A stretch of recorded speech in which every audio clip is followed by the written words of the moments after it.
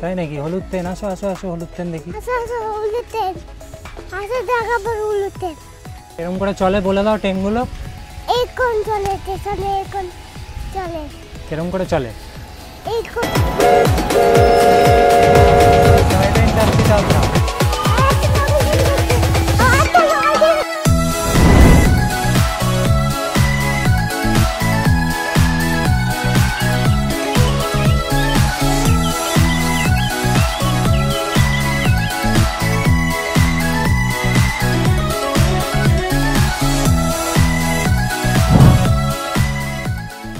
Howrah station থেকে আপনাদের এই হাওড়া মিউজিয়াম, রেল মিউজিয়ামে আসতে সময় লাগবে প্রায় 5 থেকে 6 মিনিট হাঁটা পথে। খুব বেশি ডিস্টেন্স না, আপনারা হেঁটেই চলে আসতে পারবেন।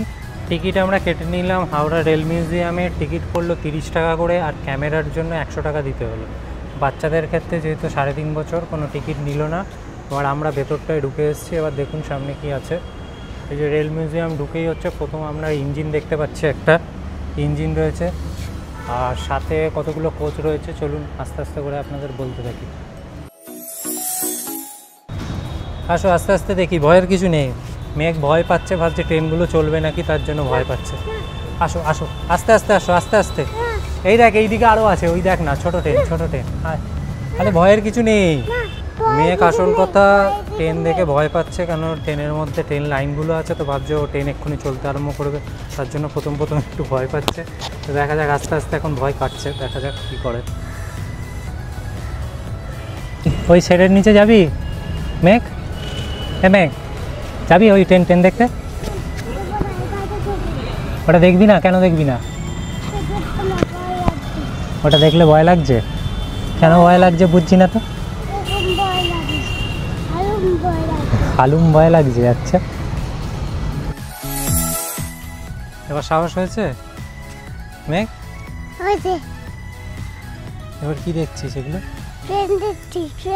ট্রেন দেখছিস? কি ট্রেন সেটা বল। সুপার ট্রেন, তাতে ভিডিও ট্রেন। সবুজ ট্রেন আর ইয়ে ট্রেন। আচ্ছা, আচ্ছা হলুদ ট্রেন,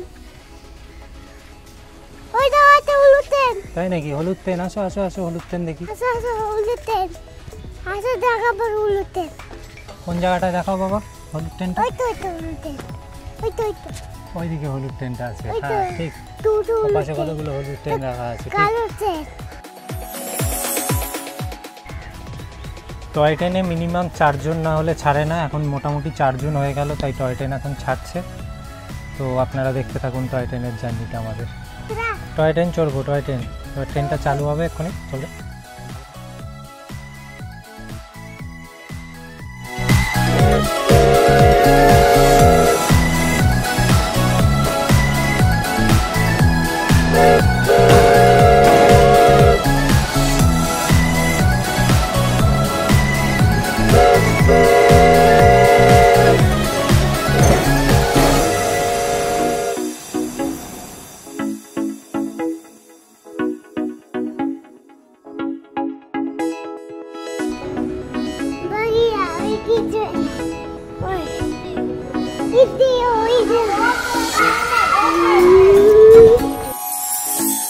হাওড়া রেল মিউজিয়ামের ভেতরে আপনারা একটা কোচ রেস্টুরেন্টও পেয়ে যাবেন। সেই কোচের ভেতরে সিটিং অ্যারেঞ্জমেন্ট আছে, সেই সিটিং অ্যারেঞ্জমেন্টে বসে আপনারা সুন্দরভাবে আপনাদের লাঞ্চ করে নিতে পারবেন। এবং এই কোচ রেস্টুরেন্টের বাইরেও বসার সিটিং আছে, সেখানেও আইসক্রিম এইসব জাতীয় জিনিস আপনারা সেখানে বসে খেতে পারবেন।